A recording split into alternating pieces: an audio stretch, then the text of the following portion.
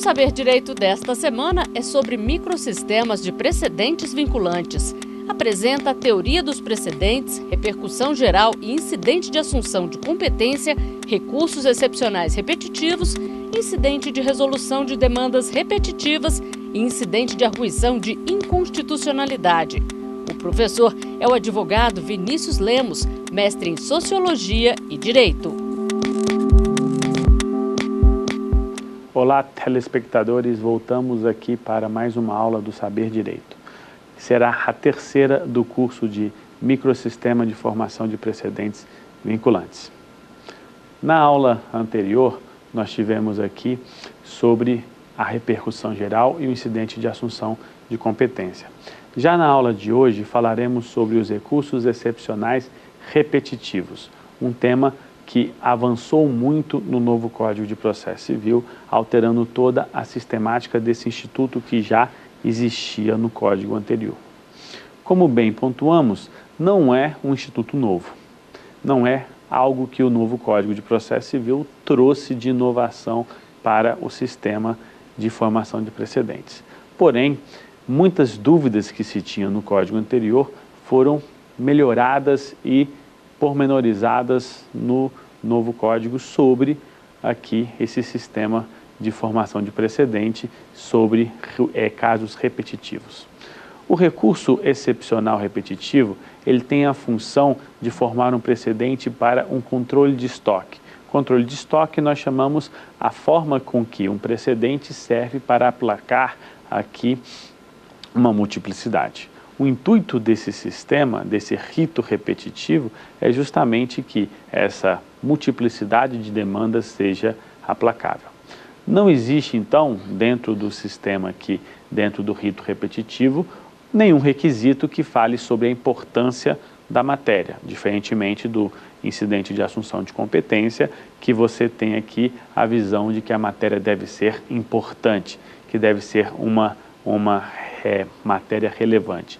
O rito repetitivo não tem aqui essa visão de importância da matéria, mas ela tem aqui a própria repetitividade como uma forma basilar da própria existência dos recursos excepcionais repetitivos.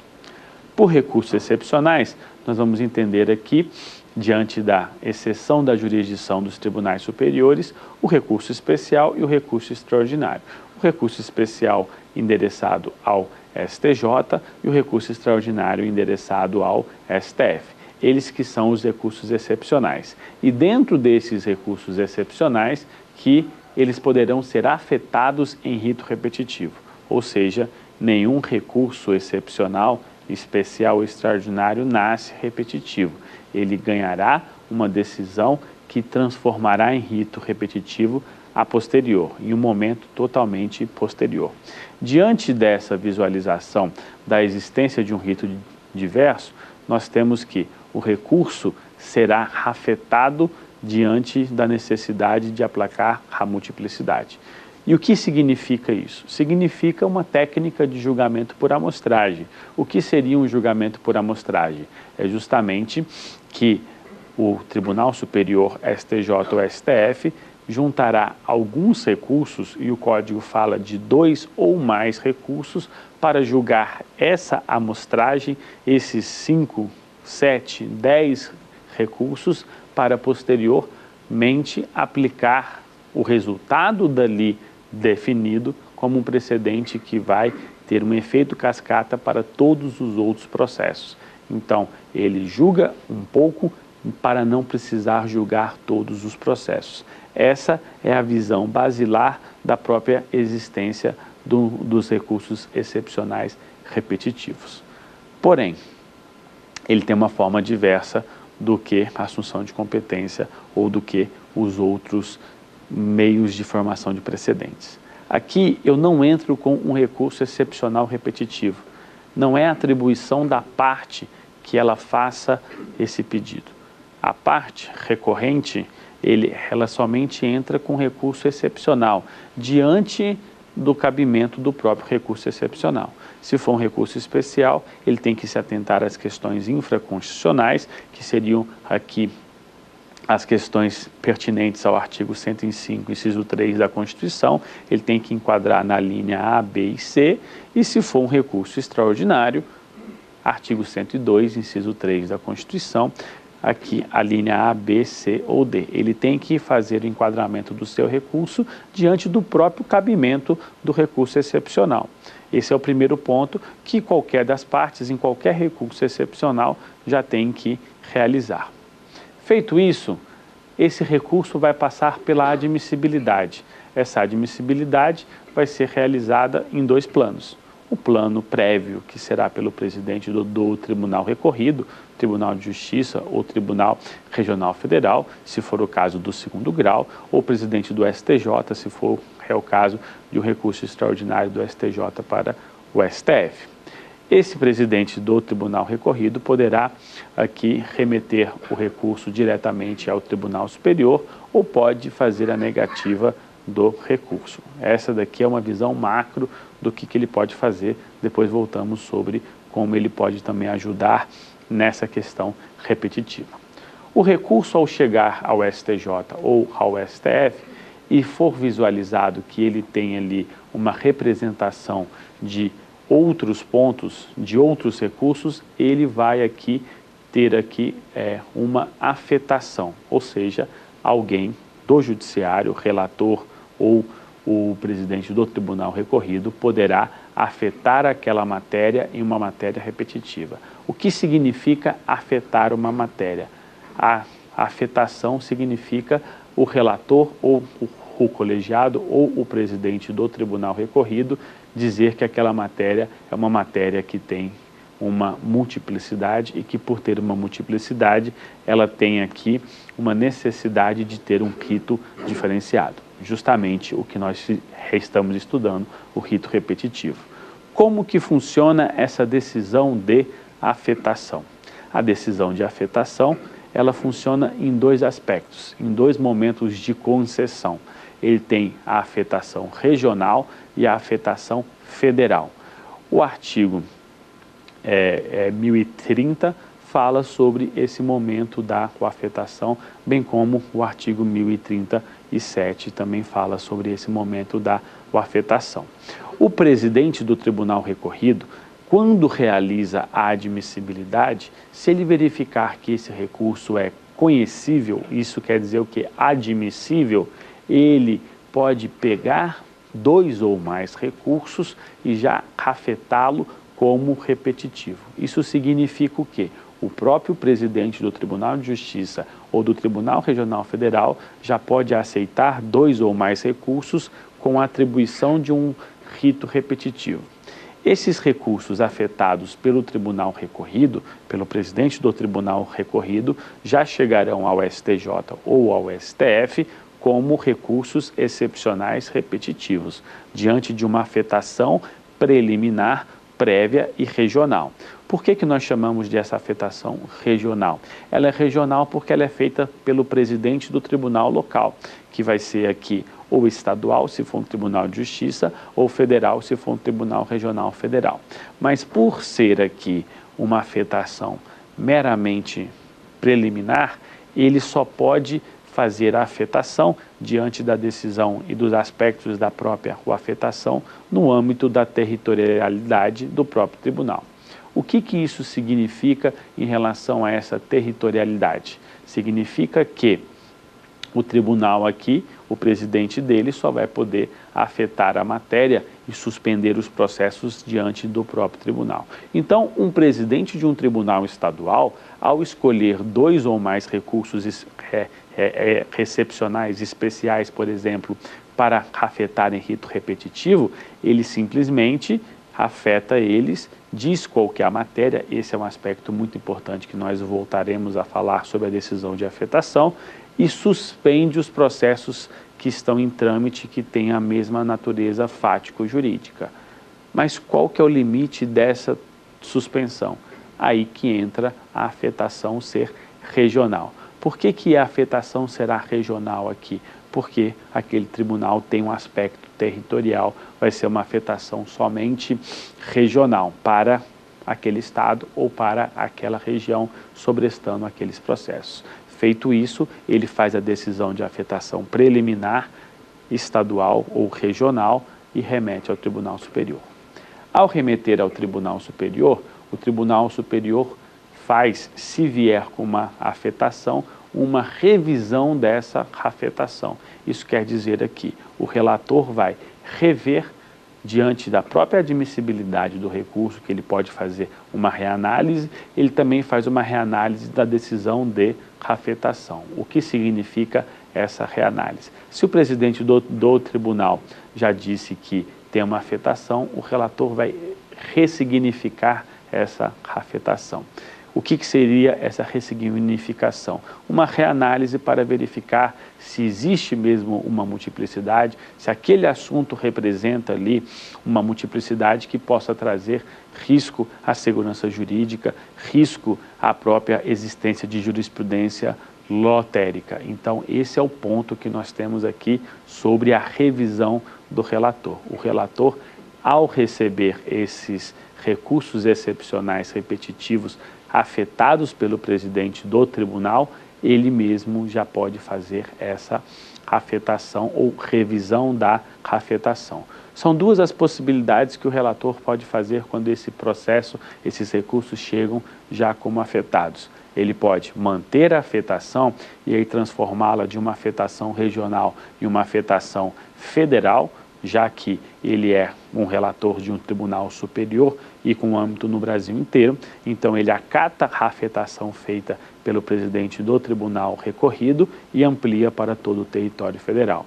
Ele pode fazer uma revisão da delimitação material e também ele vai aqui ampliar a própria suspensão para os processos do Brasil inteiro. Então esse é o primeiro ponto em relação aqui ao que o relator pode fazer. Depois, nós temos aqui que pode ser que nenhum tribunal tenha falado nada sobre afetação.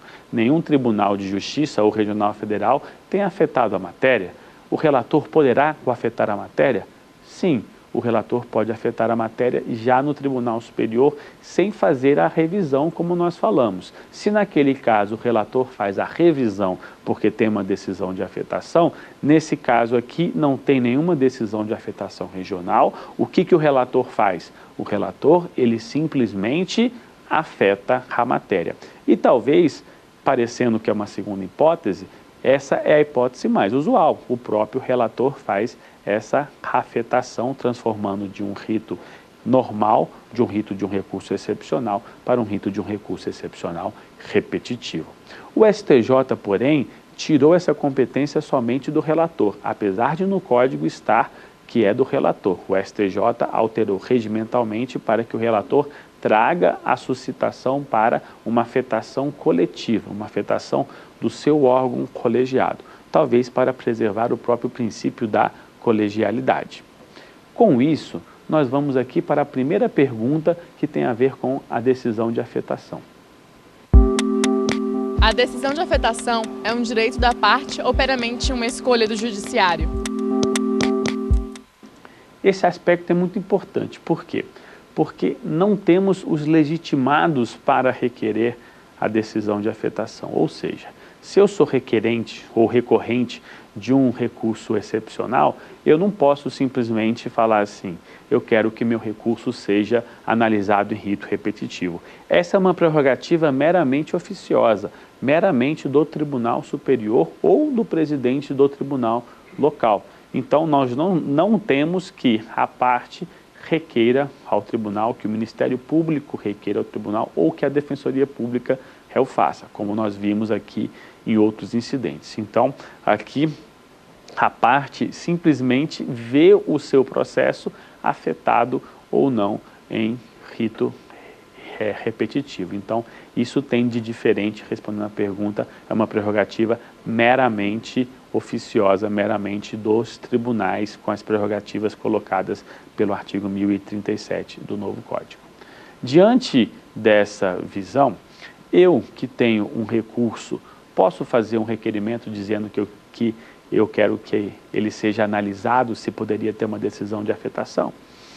Não há óbice nenhum em relação a isso, até porque o que puder ser feito de ofício pode ser requerido pelas partes, mas não há nenhuma obrigação em relação ao relator ou ao colegiado, como o STJ já modificou o seu regimento, para que ele tenha que responder em relação a essa afetação. Então, é uma prerrogativa meramente do judiciário, por mais que as partes possam peticionar em relação a isso, é uma petição que não vai ter aqui uma necessidade de resposta ou qualquer visualização diante de obrigatoriedade de que se responda. A prerrogativa é meramente do Tribunal Superior ou do presidente do Tribunal recorrido. Diante disso, cabe a explicação o que é essa decisão de afetação e, principalmente, qual que é a importância da decisão de afetação.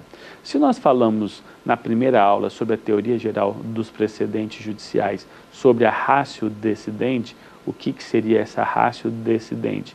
É o ponto que forma o precedente, as razões de decidir do próprio precedente, a decisão de afetação diante do rito repetitivo é a delimitação material do que será julgado em rito repetitivo. E aí será o início de um pensamento e uma delimitação da própria razão de decidir. Não existirá ratio decidente em relação ao rito repetitivo sem uma decisão de afetação.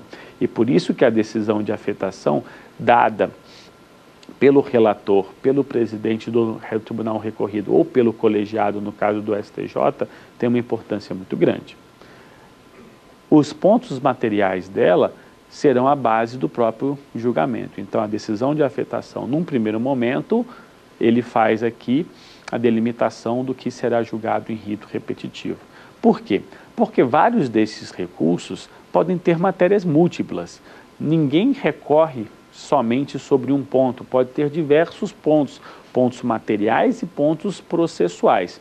Diante dessa sistemática, nós podemos visualizar que uma decisão de afetação, ela é importante para dizer o que será julgado em rito repetitivo e, principalmente, tudo aquilo que não constar na decisão de afetação, logicamente, será aqui não julgado em rito repetitivo, mas também será enfrentada essa matéria. Então, esse é o primeiro ponto da decisão de afetação. O que for afetado vai ser julgado e formará um precedente repetitivo.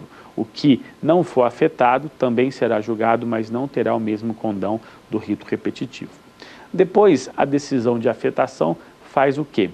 Faz com que o tribunal possa suspender todos os processos idênticos. Não só aquele tribunal sobre o qual a afetação foi feita, seja regional ou federal, pode ser o STJ, e aí todos os processos do STJ que têm a mesma característica, a mesma situação fático-jurídica serão suspensos, bem como isso vai fazer com que os processos em segundo grau, os recursos especiais ou excepcionais que falem sobre essa matéria fiquem sobrestados em segundo grau, os processos que terão apelações, agravos, recursos aqui para serem julgados ficam parados à espera disso, bem como os processos em primeiro grau.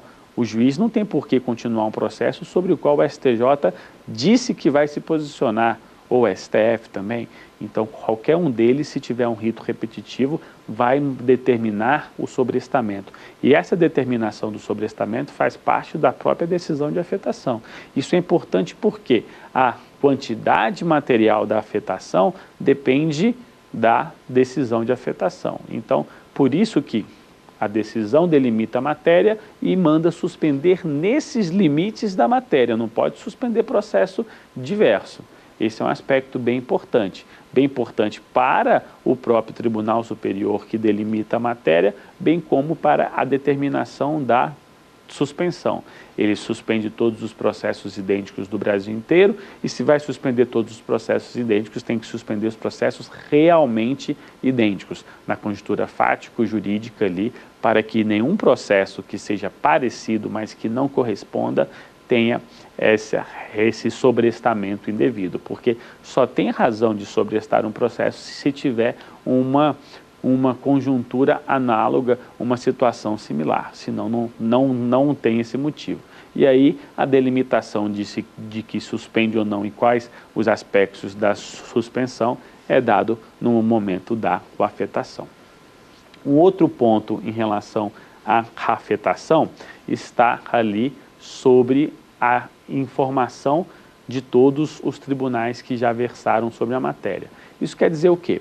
Se um tribunal está avançando em relação a essa matéria, que já julgou muito essa matéria repetitiva, até porque o recurso excepcional veio de lá, ou ele já tem muita multiplicidade sobre essa matéria, o Tribunal Superior pode pedir informações a esse tribunal sobre como que ele está se posicionando, como que ele enfrenta essa matéria, quantitativamente ele pode dizer aqui qual a quantidade de processos que está ali, até para verificar se qual seria a multiplicidade e a repetitividade. Então, isso também faz parte da decisão de afetação. E uma vez afetado o processo, abre-se o contraditório que a gente vai chamar de ampliado. Mas onde que vai abrir esse contraditório? Esse contraditório vai abrir no órgão maior. Como os recursos excepcionais são julgados no STJ ou no STF, o órgão maior no STF basicamente será o pleno. Se o recurso extraordinário iria para uma das turmas, ao ser afetado repetitivo, ele vai para o órgão maior, que é o pleno. Já no STJ, a princípio, se ele é dentro de uma sessão, ele vai para aquela própria sessão. A sessão é formada por duas turmas. Se eu tenho um recurso especial que vai ser transformado em repetitivo, a competência vai para a sessão.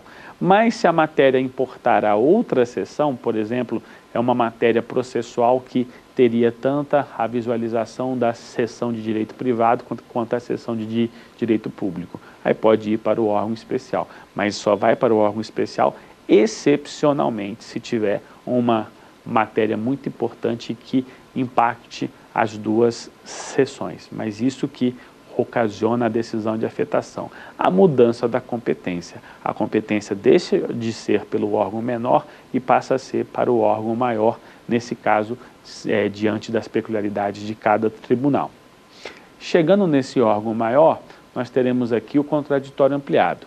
O que é esse contraditório ampliado? Se nós temos uma matéria repetitiva, logicamente essa matéria vai ser julgada não só por um colegiado maior, mas numa amostragem que vai valer para aqueles processos que forem julgados, mas também vai ser impactado em outros processos que estão suspensos regionalmente ou suspensos em modo federal. Se esses processos serão afetados, logo nós temos aqui a necessidade de que outros intérpretes possam falar, outras pessoas possam entrar nesse processo para dar a sua opinião. Esse é o aspecto do contraditório que chamamos de ampliado aqui. Uma vez afetado em rito repetitivo, tem que ampliar-se esse contraditório. Quem pode participar dessa ampliação? Primeiramente, as partes processuais dos recursos afetados. Quantos são os recursos afetados? Dissemos que o Código fala de 2 ou mais recursos. Esse ou mais dependerá da própria decisão de afetação do tribunal local e do Tribunal Superior. Esses recursos serão chamados de recursos representativos da controvérsia e todos eles vão poder se manifestar em memoriais e poder versar sobre a questão repetitiva. Como que são escolhidos esses recursos representativos da controvérsia? Aqui existe uma grande lacuna do Código de Processo. Como que tem que pensar nisso?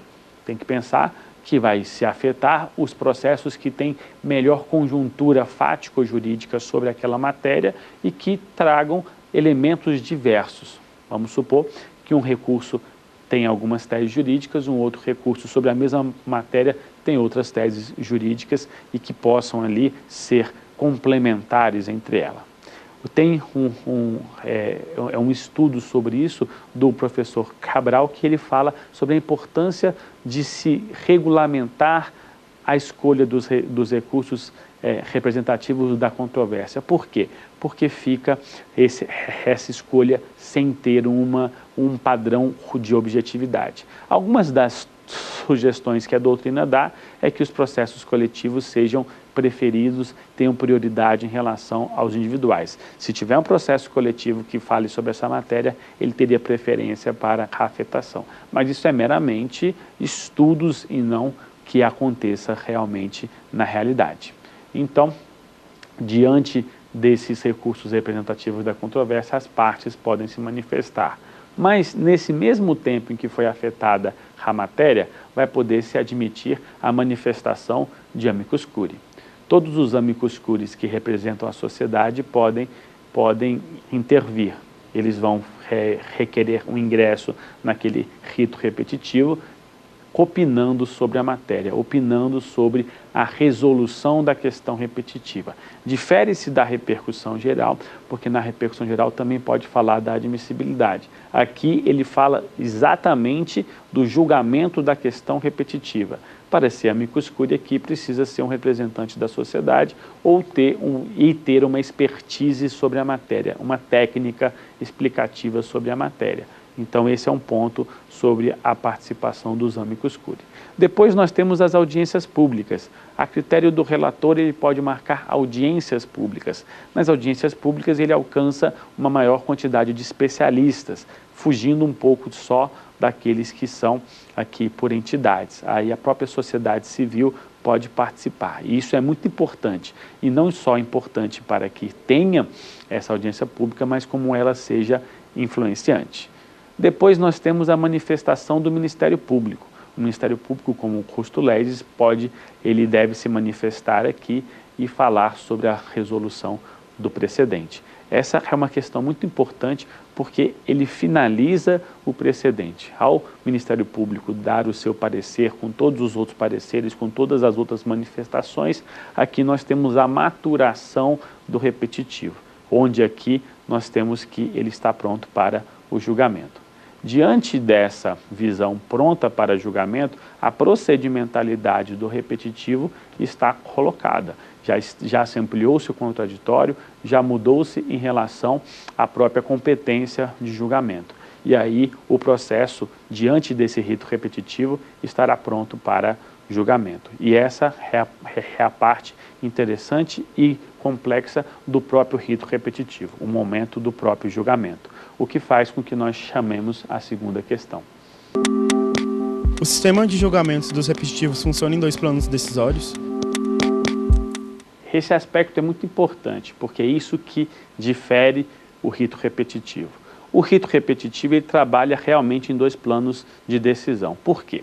Porque a decisão de afetação, ela fala exatamente sobre o repetitivo e a delimitação material. Mas um recurso principalmente excepcional pode ter diversas questões de direito e não são todas daqueles recursos que serão afetadas em repetitivo. Logo, quando a sessão ou o pleno, dependendo do tribunal, for julgar em rito repetitivo, ele depende muito sobre a própria questão em relação ao que vai se formar um precedente e o que não vai formar é o precedente. Então, realmente, ele é julgado em dois planos de decisão. O que seria esses dois planos, ou o que seriam esses dois planos de decisão?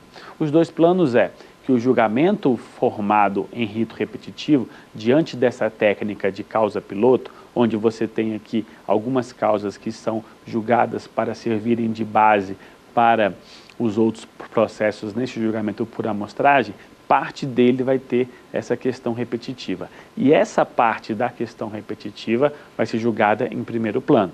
Ou seja, iniciou-se o julgamento com todas as sustentações orais em relação aos legitimados, as partes representativas da controvérsia, os amicus curiae, o Ministério Público vão poder se manifestar oralmente e quando se manifestarem em suas sustentações orais, começa seu julgamento, logo após as manifestações. Ao começar o julgamento, esse julgamento tem dois planos. O primeiro plano é o julgamento que serve de base de repetitivo, ou o que nós podemos chamar o julgamento formador do próprio precedente. É esse julgamento que vai servir de base para a formação de um precedente. A decisão de afetação é respondida aqui. Se a decisão de afetação diz determinada matéria está afetada para a resolução de um rito repetitivo. Nesse momento aqui nós temos que o tribunal, diante do seu órgão colegiado competente para tanto, vai definir o que é o resultado daquela matéria repetitiva, como que aquela matéria repetitiva impacta o julgamento e qual que é o precedente formado nesse rito repetitivo. Porém, nós temos aqui que cada um dos recursos terão outros pedidos, além do rito repetitivo. E o que fazer com esses pedidos? Esse processo saiu da turma e foi para um colegiado maior, foi para a sessão no STJ ou foi para o pleno no STF. A questão repetitiva está julgada, seja ela processual, seja ela material, seja ela incidental, seja ela de mérito. Ela está julgada, mas os outros pedidos e as outras questões de cada um dos recursos não foram julgadas ainda. O que deve acontecer nesse caso? Aqui, esse órgão colegiado maior deve, evidentemente, julgar todos os recursos. Tem que julgar um recurso a cada um e dar-lhe o julgamento do caso em concreto. Então, cada recurso será julgado pelo colegiado logo após a fixação da tese repetitiva, do julgamento do rito repetitivo, vai julgar cada um dos recursos. Ao julgar cada um dos recursos aqui, ele vai respondendo cada pedido. E os recursos podem ter pedidos diversos. Nós podemos ter uma questão de direito aqui sobre uma legalidade de uma taxa, e aí o Tribunal Superior dizer que a taxa é legal.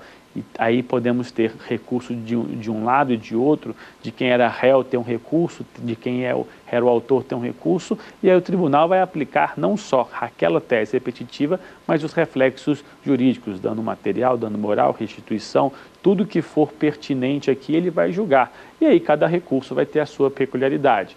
Podemos ter recurso que só tem aquela questão repetitiva, podemos ter recursos que têm, além daquela questão repetitiva, vários outros pedidos. E todos os recursos têm que ser julgados. Não pode ficar nenhum recurso sem ser julgado, mesmo diante desse colegiado maior. Então, o colegiado maior, no rito repetitivo, tem a função de julgar no próprio rito repetitivo, de julgar dentro dessa sistemática de um rito repetitivo, mas também entregar a jurisdição de todos os outros pedidos que não sejam repetitivos. Por isso que nós dissemos sobre o plano decisório aqui. São dois planos de decisão, um repetitivo e outro que cabe para aquele recurso. O repetitivo é formado um acórdão padrão do repetitivo que vai servir de base para todos os outros processos e para aqueles processos diante da matéria repetitiva.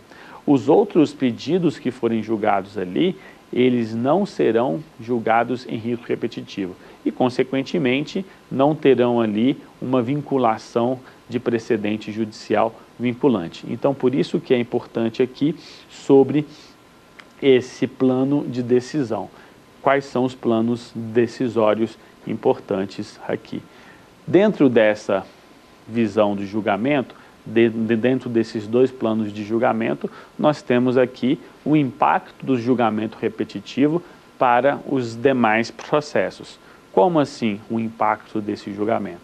Se escolheu-se uma causa piloto ou várias causas pilotos para formar o repetitivo, nós temos aqui os processos sobrestados, os processos afetados. Como ocorrerá aqui o impacto desses processos? Será no que eu chamo de um efeito cascata. Como assim um efeito cascata? Os processos serão aqui julgados de acordo com o definido pelo Tribunal Superior, seja o STJ, seja o STF. Definida aquela matéria repetitiva, primeiro terá um impacto dentro do próprio tribunal. O próprio tribunal pegará os recursos que existirem e que estavam sobrestados naquele próprio tribunal, se for o STF dentro do próprio STF, se for o STJ dentro do próprio STJ, e julgarão. Julgarão fazendo o quê? Aplicando a tese jurídica do próprio repetitivo, numa vinculação desse repetitivo. Se julgou-se para ter a amostragem e o impacto, terão também aqui essa visualização em relação a impactar os processos diante do próprio tribunal. Se o processo queria algo idêntico ao repetitivo, será dado provimento a esse recurso. Se o recurso quisesse algo diverso do repetitivo e de seu resultado, o processo evidentemente será improvido, o recurso será julgado desprovido, será julgado aqui não provido, porque ele queria algo diverso do julgado pelo Tribunal Superior. Porém, nós temos os recursos que estão represados nos tribunais locais. Isso quer dizer o quê? Os presidentes dos tribunais locais, durante todo o trâmite do repetitivo, se alguém entrou com recurso especial ou com recurso extraordinário, evidentemente ele não levou para o Tribunal Superior. Nós temos no artigo 1030 a determinação de que, se tiver uma matéria repetitiva a ser julgada, é função do presidente do tribunal recorrido sobrestar esse processo. O que seria esse sobrestamento do processo aqui? Ele sobresta esse processo, esse recurso especial ou recurso extraordinário, para quando o tribunal definir a matéria repetitiva, ele possa aplicar o repetitivo nesses recursos que já foram interpostos, mas não foram remetidos para o Tribunal Superior. Quando esses recursos forem aqui analisados, o presidente do tribunal pode fazer dois resultados, ele pode chegar em duas situações jurídicas. A primeira das situações jurídicas é o recurso querer algo diferente do repetitivo. O repetitivo firmou um posicionamento A e o recurso quer um posicionamento B. Evidentemente, o presidente já julga dizendo o que pretende o recorrente do repetitivo. Ele quer algo diverso do repetitivo e que, ao pretender algo diverso, o recurso será inadmissível porque não respeita o próprio repetitivo. Então, essa é a primeira situação jurídica. A segunda situação jurídica funciona quando o recurso excepcional quer algo idêntico ao recurso repetitivo. Isso quer dizer que o recurso repetitivo chegou numa situação A e aqui nós temos a situação B, que seria o que o recurso, o julgamento quer. Então aqui nós temos que o tribunal não vai dar aqui o provimento ao recurso, porque o presidente do tribunal não tem competência para dar provimento ao recurso. Se o recurso quer a mesma coisa que o repetitivo e a decisão B é a decisão do próprio tribunal, o presidente manda o recurso para a Câmara, que julgou diferente do repetitivo, quando o repetitivo nem existia, e lhe concede a oportunidade de se retratar. Isso quer dizer o quê? Se o repetitivo é A, o recurso é A, e a decisão é B, o órgão colegiado daquele Tribunal de Justiça ou Regional Federal pode se retratar, adequando-se ao repetitivo. Se ele não se retratar e disser ao presidente que ele mantém a decisão, aí nós temos aqui a necessidade de remessa ao Tribunal Superior. Somente nesse caso será feita a remessa ao Tribunal Superior. A remessa ao Tribunal Superior aqui será uma visão meramente de remeter para que o próprio tribunal cumpra a sua função de aplicar o precedente. O normal seria que o Tribunal de Justiça ou Regional Federal apresentasse uma lógica de coerência, integridade e respeitasse o rito repetitivo, o precedente ali firmado, alterando o seu posicionamento para que o recurso nem precisasse ir para o Tribunal Superior. Porém, se ele mantiver aqui a resignação, ele mantém seu posicionamento e o recurso vai para o Tribunal Superior. Essa é a consequência lógica do rito repetitivo. Você ter aqui a visão de que esse rito repetitivo vinculará os processos que foram afetados, que foram sobrestados aqui. Primeiro ponto que nós pensamos sobre isso é que se os processos foram suspensos, eles já estão interligados ao próprio repetitivo. Isso quer dizer o quê? A causa piloto é julgado para dar vazão a esse julgamento, a essa causa repetitiva. Então, diante disso, seria uma consequência lógica do próprio repetitivo essa afetação, esse impacto na própria visão de que nós temos uma vinculação. Porém, nós temos aqui que nem só aqueles processos que já tinham recursos excepcionais serão idênticos à matéria. Suspenderão todos os outros processos que versem sobre a matéria, ainda que seja uma apelação não julgada, um agravo não julgado, um processo em primeiro grau que não foi julgado ainda nem em sentença. Esse é um ponto muito importante em relação ao rito repetitivo.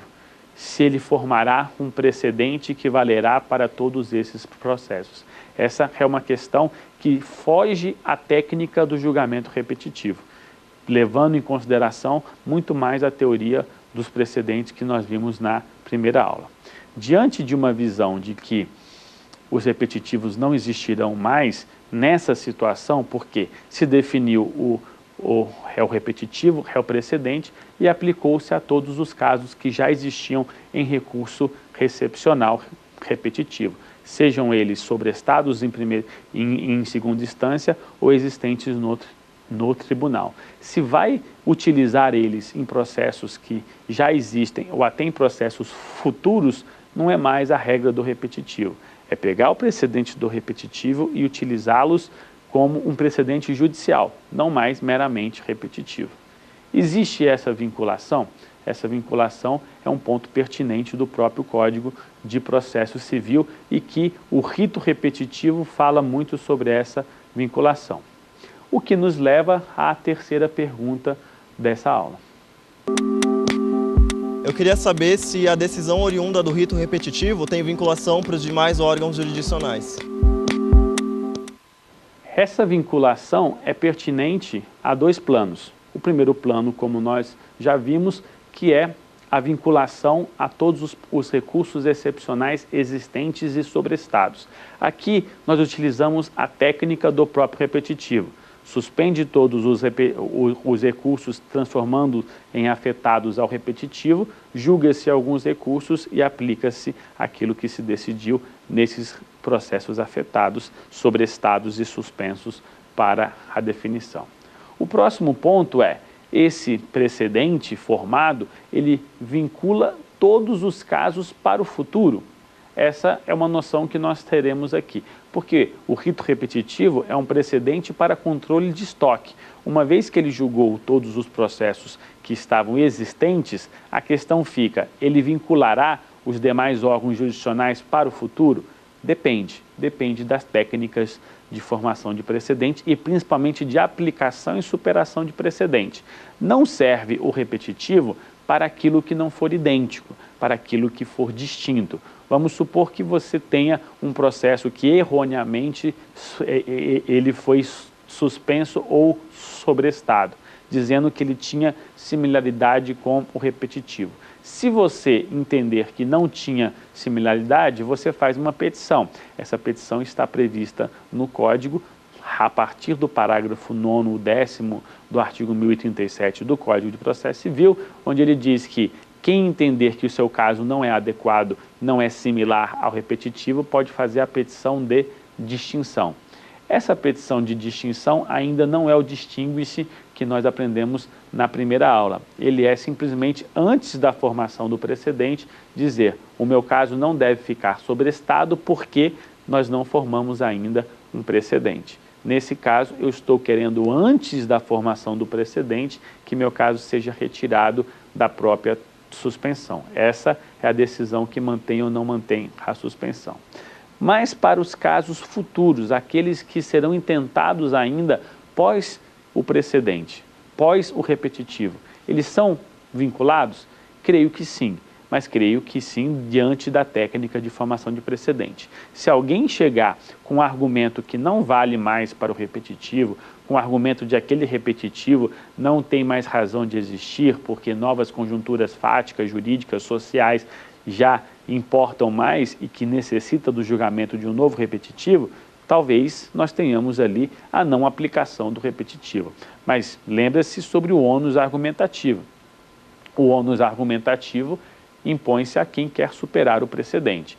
Quem não se colocar esse ônus argumentativo não pode aqui querer que o precedente firmado em repetitivo não seja aplicado. Então, diante de uma inércia argumentativa, o precedente tem uma conjuntura fática, jurídica idêntica ao repetitivo, ao caso análogo, futuro deve ser aplicado. Se tem uma nova conjuntura fática, as partes devem se manifestar sobre isso e argumentarem sobre isso para superarem o precedente. Esse é um ponto em que futuramente o repetitivo deve ser ou não alterado. Só que nós temos o quê? A lei de repetitivos, que criou e implementou o repetitivo no Brasil, é de 2008, ou seja, nós temos quase 9 anos de repetitivo. O novo Código de Processo Civil aumentou a legislação, pormenorizou os seus requisitos e a sua procedimentalidade. Então é muito cedo para nós pensarmos que um repetitivo pode ser alterado. Não que não possa ou que tenha idade para isso. Se sobrevier uma nova lei, nós temos aqui a total possibilidade de revogar um repetitivo, de criar outro repetitivo por cima, de fazer um overruling, de fazer aqui uma superação parcial de um precedente. Só que isso não pode ser simplesmente pela mudança da conjuntura do próprio órgão jurisdicional, mudou-se a sua composição. Tem que ter ali uma respeitabilidade para manter a visão aqui em relação à segurança jurídica, à estabilização, coerência e integridade. O repetitivo deve ser alterado quando realmente ele não ter mais a visão sobre a própria estabilização do que se decidiu. Se tiver novas conjunturas, altera-se o repetitivo pelo mesmo tribunal que firmou o repetitivo e diante das mesmas conjunturas, ampliação de rédeo contraditório, roitiva de todos que possam ajudar e a decisão de afetação. Aí não mais a afetação repetitiva, mas a afetação na revisão de tese do repetitivo. Diante desses aspectos, nós temos aqui o repetitivo pode ser no STJ e pode ser no STF. Se for no STF, caberá qual recurso? Não caberá um recurso posterior a ele, porque já é o Supremo Tribunal. Aqui nós temos somente embargos de declaração para que nós tenhamos aqui eventuais dúvidas sendo retiradas, eventuais omissões, obscuridades aqui ou contradições sendo retiradas. Não temos um recurso que possa rever o repetitivo. Somente em um outro recurso extraordinário que tenha aquele ônus argumentativo que nós falamos que ele poderia ser revisto pelo STF. Depois nós temos que esse rito repetitivo também é aplicado ao STJ. O STJ, ao firmar um rito repetitivo, ele tem aqui a possibilidade de um recurso. Qual recurso? O recurso levando para o STF, caso tenha uma das hipóteses de cabimento aqui que nós verificamos nas hipóteses das questões constitucionais, artigo 102, inciso 3 da Constituição Federal. Não é simplesmente porque veio do STJ que vai caber um recurso extraordinário, mas em cabendo um recurso extraordinário, ele é plenamente cabível no rito repetitivo. Então, aqui, do repetitivo do STJ, nós temos os embargos de declaração, da mesma modo do STF, e temos também o recurso excepcional extraordinário aqui, levando para o STF. Um ponto importante do repetitivo, e isso alterou-se, o artigo 998 do Código de Processo Civil, no seu parágrafo único, ele fala o quê? Se houver a desistência de um recurso representativo da controvérsia, de um recurso repetitivo, ou seja, um dos recursos repetitivos lá desistir, a parte falar assim, não quero mais que julguem o meu recurso, ele será julgado em abstrato. Isso quer dizer o que? Aquele processo ali, ele não será julgado, mas os argumentos e a conjuntura fática, a concretude daquele processo será levado em consideração para formar o precedente, por mais que ele não tenha mais ali essa conjuntura fática ou essa visão em relação ao precedente. Isso é muito importante justamente porque no Código passado tinha essa questão se podia sim ou não desistir do precedente. Mesma coisa acontece na repercussão geral. Aceita-se a desistência e julga a tese jurídica para que não se tenha ali nenhuma perda em relação à discussão desse instituto. Esse é um ponto interessante.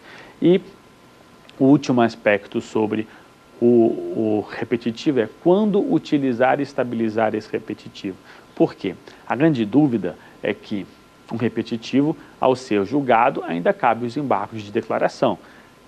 Já se pode utilizar, mesmo que ainda tenha os embargos, é importante esperar o julgamento de eventuais embargos para que você tenha aqui a possibilidade desse repetitivo ser aqui estabilizado e tudo mais. E quando houver um recurso ao Tribunal Superior, do STJ para o STF, aí depende do efeito suspensivo concedido ou não no recurso extraordinário. Esse é um aspecto bem importante sobre isso. Sobre o repetitivo, e aí também sobre todos os institutos, tem a modulação de efeitos. Firmado o repetitivo, modula-se o efeito. Efeito prospectivo, efeito aqui regressivo do precedente, qual que é a data que vai ser alterado ali ou definida essa tese para que se tenha essa modulação dos efeitos.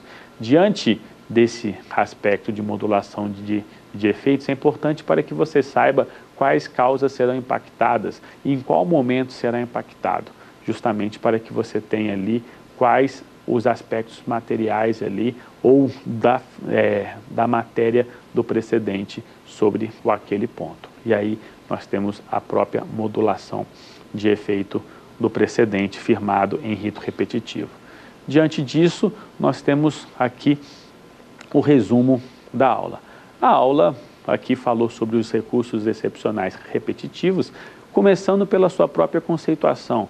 Qual a sua delimitação, quais os aspectos aqui diante dos ritos repetitivos. Depois, o seu âmbito de competência sobre o Tribunal Superiores, que será o STJ e o STF, falando também sobre a sua legitimidade, respondendo a pergunta sobre a própria oficiosidade dos Tribunais Superiores na concessão do rito repetitivo.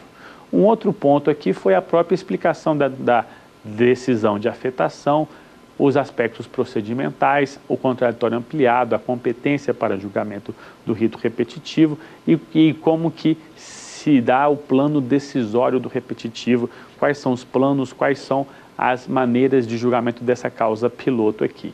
E depois o nível de vinculação do próprio repetitivo, qual que é a vinculação para os processos que estão sobrestados e qual que é a vinculação para os processos que estão por vir, que são futuros aqui, utilizando uma teoria geral dos precedentes. E assim eu me despeço dessa terceira aula, já chamando para a próxima aula sobre o microsistema de formação de precedentes, que a próxima aula 4 será sobre incidente de resolução de demandas repetitivas.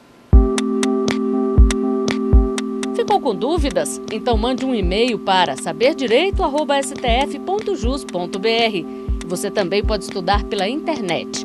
Basta acessar o site tvjustiça.jus.br.